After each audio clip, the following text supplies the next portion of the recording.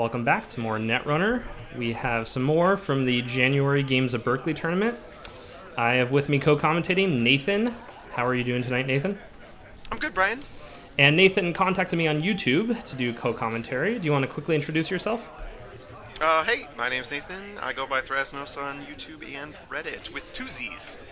Two Z's. And yeah, I'm happy that he pronounced his name for me because I wasn't quite sure how to pronounce it. So Thrasnos, I will remember that. And now everyone knows. Now everyone does. Everyone who's watching this video, at least. And yeah, definitely he's posted a lot of comments to my YouTube videos and on Reddit, and so I figured let's get some commentary going. And the game is afoot, so we have Weston on the right side of the screen playing his Engineering the Future deck, which has been featured on this channel quite a bit. For some reason, Weston gets an uneven distribution of videos, and Aaron on the left playing Kit. So what do you think about this matchup here? Well, HB is just a fantastic faction, right? I mean, they have the fast advance tools, but they also have all of this really strong taxing ice, and he actually brought in a pup, which is super funny because that is just a very powerful card, but it's funny that HB is bringing in ice from outside of other factions, taxing ice in particular, because they are really the kings of having all of the taxing ice. And he pays through the pup, and he sees an Eli, another taxing ice. And speaking of Eli, there's another Eli rezzed. Yeah. And you know what's interesting is if he runs HQ and clicks through that Eli, well, actually, never mind. You can't click through pups, so that doesn't really matter. I say you might get some net damage off, but looks like he just runs all the centrals and sells daily casts. Yeah, not a bad start. I mean, dropping the Corp Econ a little bit, getting things going. Got some more ice there on HQ. That's really interesting to me. Especially with HB Engineering the Future is just fantastic at getting all of their stuff up very, very, very quickly and not really losing pacing, especially in the early game. Absolutely, as demonstrated here. 2 ice res to 3 ice installed and still at 5 credits. So it's like nothing even happened. Amazing. So what do you know about these players at all? Have they played against each other yet in this tournament? I don't know Aaron that well. I think this might have been his first or second tournament with us. Weston plays a lot in the area. He actually won this tournament, so he did quite well. He played in Worlds and placed very high in Worlds, just missing the top. I think he would have made top 32 if that was a thing. I think he was like 31 seed, so he's a very good player. Very nice. Yeah, and Maker's Eye sees a Victor and an Eli and an Adonis of R&D there. Oh, good catch. Yeah, I wasn't paying attention to that. So getting a little bit of intel at least. Yeah, he paid 4 for that. Probably a good trade to see 3 cards. Yeah, definitely. I would take that any day. Although if he's running NAPD, that would be a little bit sad. But then I guess you get the knowledge. Yeah, sitting at 1 credit there after that or whatever it was. And Weston looks like he's just setting up with more ice. Now, the runner knows he has an Adonis campaign coming. The Corp is not aware that he has his Adonis campaign coming. So the runner is probably going to prepare himself. It looks like the Corp, unaware of this, is icing his centrals very, very heavily. Fortunately, it looks like he still has some ice in hand to go protect that Adonis when he draws it in a turn. But the runner, I'm assuming, is preparing to deal with that in some way. Hopefully building up a little bit of econ. And he has the self-modify now, so Kit can go get her decoder. And that is actually fantastic with daily casts, right? Because next turn he's just going to get just a little... I mean, he's going to go up to 5 credits and have the SMC out to be prepared to do anything he has to do. He also apparently has a couple Cyber Ciphers in hand, so he's holding a couple cards there that can really help him out. And that is very likely to be the Adonis campaign down. Yeah. And it was actually very smart of him as a kit runner to just run very, very aggressively early game, because the most important thing for a kit runner to do is get those inner layer of ice res as soon as possible so that you know what they are and you know how to deal with them. And in terms of inner layer ice for Kit, these are pretty good. You could click through Eli and you could pay through Pup, so you don't need a breaker for either of those. Yeah, absolutely. So he pays a couple credits to get the Cyber Cipher down and is now going to go try and get that Adonis campaign. Now, I've actually done this exact same play before, and I almost always regret it because I have this Cyber Cipher on a remote, and it looks like he res that. What is that, an Enigma or a Quandary? That is an Enigma, so he paid 2 credits to break that. And looks like he ran it with 0 money and accessed the Adonis. That's very interesting. Well, he had 4 credits, and then he paid 2 to break the Enigma and was left with 2 to see the Adonis. So if he had anticipated the Adonis, it probably would have been worth just losing the click to make sure you can trash it. Sure.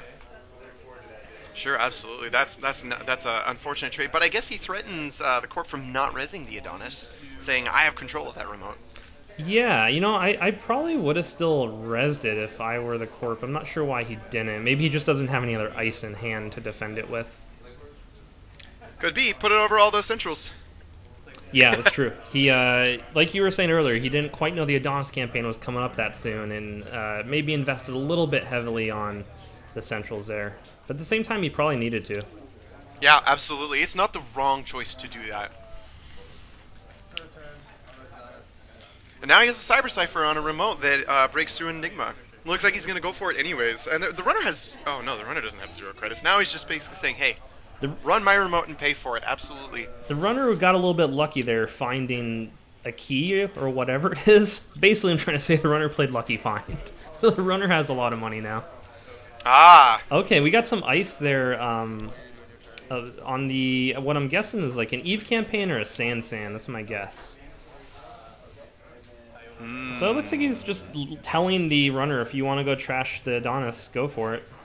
That's right, because the runner can, so it's almost like he's just baiting. He's just saying, hey, come run this and waste your time, waste your money. I got other things to do. Yeah, it would cost the runner, let's say 5 credits or 4 credits in a click to trash that Adonis, which is more than the Corp has invested in it, considering that Engineering the Future money paid for that install. Absolutely. Hey, Engineering the Future is fantastic. Oh, here we go. Big play. So we got a Maker's Eye on R&D. We have Cyber Cipher going to get him through that first piece of ice pretty cheaply. That is an Eli rezzed. Oh, man. Only 2 credits. Cyber Cipher, 4 strength. Cyber Cipher is so good. Oh, my gosh. So he sees Archive Memory, Restructure, and Wall of Static. So not getting lucky on those R&D accesses. Wow. All right. So that's 2 Makers. What is he accessed? He's accessed 6 cards off of R&D now. None of them are agendas at all. Yeah, that's that happens sometimes, I guess. And here's Eve campaign coming online. Oh, no. So that Eve is going to start paying out, and that Adonis looks like it's just going to finish out paying. And I mean, we know. I mean, that's all ice in operations, right? So I mean, the agendas are going to be in R&D, and the Corp has the ability to kind of ice it up and make it even more expensive, and he's got the economic advantage. And he has an Ash in hand too. He just needs more ice, and he's set. He doesn't have any more ice in hand, as far as I could tell. Sure. Now he's in the interesting position of. I mean, obviously the best candidate to install that Ash and start scoring agendas is going to be the Quandary server, but that's got a Cyber Cipher on it. So, does he really want to use that server? That server's almost dead. I think it really just depends what other ice you get going there. Sure. But he's going to need at least 2 more ice in that server, the center one being not a code gate to really defend it with any kind of reliability. Yeah. What do you do here if you're the runner? What's your line of play? Well, I hope he's running a decent amount of economy because he's starting to lose this economy game very, very, very quickly. Hopefully he's packing something like a Stim Hack. That's a very powerful card in kit that people don't expect a lot from Shapers. I might also just sit there and let some time kind of buy out so I can run R&D again, maybe with a Maker's Eye or an Indexing. Yeah, indexing, he could get through. Well, the indexing is tricky because that Eli is only a code gate once, right? Kit's ability is per run, I believe. That's true. Yeah. And that is the problem with running indexing in Kit, and that's probably why he's running Maker's Eye. But in the same way, I mean, you get a lot of information and you get a lot of accesses, and you could just throw agendas in the bottom and access them later. And the runner, I mean, the Corp really has no idea what you're doing. He could overdraw, but that's not wise for HB. So he self-modifies into the Magnum Opus, I believe. Oh. Yeah, absolutely. That's exactly what he did. And that's fantastic that he had the self-modifying out for so long. He might have actually had that Magnum Opus in hand. I didn't notice him pick up his deck, but he had to get rid of it because of memory at the very least. Yeah. Those campaigns. Oh, they are so incredibly good. He's at 27 credits here on the Corp side. And we have Magnum Opus online, so a few turns of clicking that can start to equalize this credit count. I mean, he's probably looking at 2 to 3 turns to equalize it, which really doesn't get him much. Yeah. That Magnum Opus is not super efficient. 2 credits for a click is good, but it's not the kind of efficiency you really want, I think. It's not. No, it's not. Absolutely. I've tried to keep up with like Blue Sun Waylands, and like you can click 3-4 times in a row. If they're doing well, they'll just keep right up with you, which is insane. That's insane that they can do that. That Corpse can get that rich. That Lucky Find there is a little bit more efficient. Mm-hmm. It's weird to see that card outside of Prepaid Kate, but it's the type of card, if you have spare influence, you throw that card in. Yeah, well, it's funny because Kit actually does not have that much influence, and so I'm actually kind of surprised to see that in there. Kit's a 12 influence? 10. 10, yeah, that is surprising. That's at least 4 influence spent on that. Have we seen other influence out of the Kit deck here? I haven't noticed. I have not. Yeah. 2 Lucky Finds, that's at least 4. I mean, he's probably running a third one, so that leaves him with maybe some Stim Hacks, maybe 1 Parasite. And I love that installing behind Enigma when, the Code Gate Breaker is right there. It's a bit, I mean, like, he might as well, right? Yeah. It's probably Ash. If it's Ash, if I were the runner, I would probably run that and just hope it's Ash, because just get it off the table.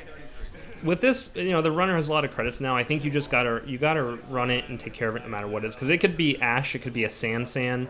Both of those are high priority. Even if it's another campaign, I think it's worth just getting rid of now that you have that consistent econ online. Sure. Now, I did see that he has a Tinkering in hand, which is a card that you don't see very often, but it is like Kit's ace in the hole, really. I mean, that card surprises people. It is incredibly powerful. It fixes that problem you have with Kit in the late game. Just takes care of it. And he draws into a Mimic. So he has a Mimic in hand, another Cyber Cipher. I see a Levy, too. Levy, yeah. Which is interesting, right? I mean, I haven't seen any decks like this before where he's trying to do maybe some kind of event-heavy recursion. He might be running Prepaid Voice Pad. That would be very interesting in Kit. Yeah, no real card draw yet. Just been clicking for it, I guess. And here's another Adonis campaign online. Sure, I mean, he's putting the runner in a tough spot with those. By just saying, like, you can run this or I can just get a bunch of money. Both of them are pretty bad for you. If I was the runner, I'd probably run and trash it. I mean, the trade is worth it. Yeah, especially once you have Magnum Opus online, you can recover your economy on demand. So we have that Ash protecting the Eve campaign. And now there are, 2 turns left on Eve? I believe 4. I think he has them stacked up, so I think that's 8 credits on Eve. Sure. It doesn't seem like it should be 4 this late in the game. I mean, sorry, early in the game. Right. Yeah, I think it's 4, but yeah, it might just be 2. RDI going down. And this is, I would go into R&D right now for sure. He could get through it with the rest of his turn. Although you haven't seen a lot of influence here with HB. It is the snare is risky. It could happen. Oh, absolutely. Yeah. Snare is an amazing card in HB, and you don't ever see it anymore. But I think it's probably one of the most powerful includes because their accesses are so unthreatening. And people spending clicks so often to get through things like Eli that you got to click 4 run all of a sudden. So he sees Architect, and he sees another Enigma. Well, that's at 8 cards and just all ice, except for a Restructure. Some more campaigns. He has an unimaginable amount of money now. I can't even count that. It's impossible to count. I mean, those campaigns with HB's ability to just get up early and protect them to make it too expensive for the runner to trash, it just gets them so rich over the course of the game. It is astounding. So he's building up the Eve server as a scoring server. What he really needs here is a Jackson Howard, I think. He has a Vitruvius in hand, so he's the agenda ready to go.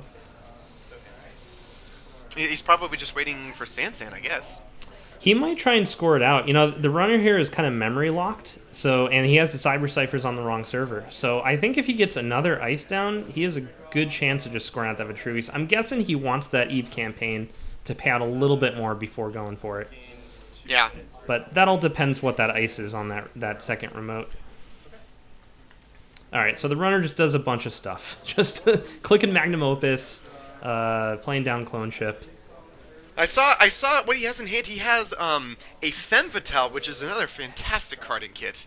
And then he also has an Atman, which is very, very good versus these types of decks where you're facing like Eli's and such. If he is running Atman, it makes me wonder if he's running Data Sucker then. I mean, obviously the synergy between those two cards is incredible. Yeah, and that reminds me we see Mimic now, so that's another influence there. Data Suckers are an influence. I wouldn't be surprised. Yes. I mean, you have Mimic and Atman, Data Sucker. Oh, here's a play. Tinkering on the Wall of Static. Okay. And he runs. And look how expensive that R&D server is. 4 ice. He's getting through it about as efficiently as he can, though. Sure. Still expensive. He's clicking through the Eli. He's deciding right now if he wants the pup just ping a couple cards. He's deciding to pay. He wants to pay money because clicks are easier to get than cards at this point. And he gets the Hades Shard. Oh, wow. Talking about, there were those agendas. Gets a Vitruvius. Oh, man. Oh, what is this? 5 points. This game just changed.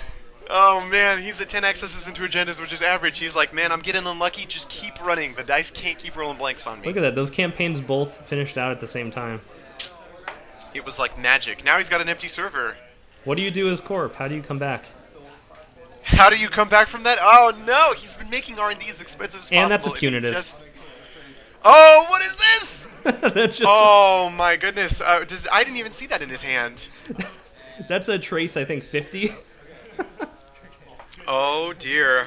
Runner's at 3 or 4 cards in hand, so that's the game. Oh, wow. And he just ends the game. What is this? What is Punitive doing in there, Wes? Oh, my goodness. I've never seen that. I've played against Wes changes his deck a lot. Like he's played this HP deck for a long time. He has a framework, but the details are constantly changing every tournament. So that's the first time I've seen Punitive in his deck. Wow, and you know what's insane is that the runner didn't see that. Out of the 10 cards he accessed, he didn't see anything even remotely close to that. He just saw, like, oh, some taxing ice. Nothing to even suspect it. I think that Punitive was in his hand for basically that whole game. I mean, it had to be, right? Because I thought I saw it in his hand. I wasn't sure. But, yeah, I think it was just sitting in his hand. And the runner, I don't know if he ever accessed HQ.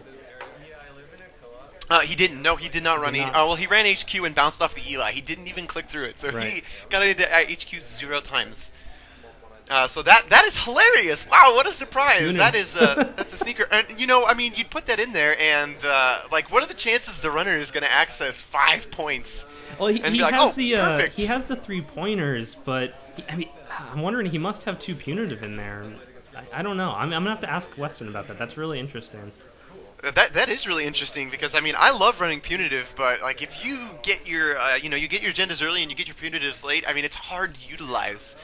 So he kind of had the perfect synergy there where he just gets all of his money cards early game and all of his ice, and then all of his agendas are packed up in the bottom, so the runner hits them all in one turn for the Punitive. Yeah, because if the runner had only scored a 3-pointer that turn, it wouldn't have worked. And I don't think he had a second Punitive in hand. No, he might have. I mean, we didn't see the first one, right? The stars aligned. Wow, that's fantastic. Wow, what a surprise, right?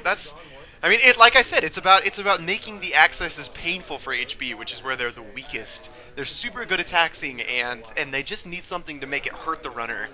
And because runners are fearless against HB, they're like, yeah, click through, no problem. Yeah, I definitely do that. So there you go. There's how you do it, I guess. Or you splash Neural Katanas. I like to do that one too. Oh, that's a good one.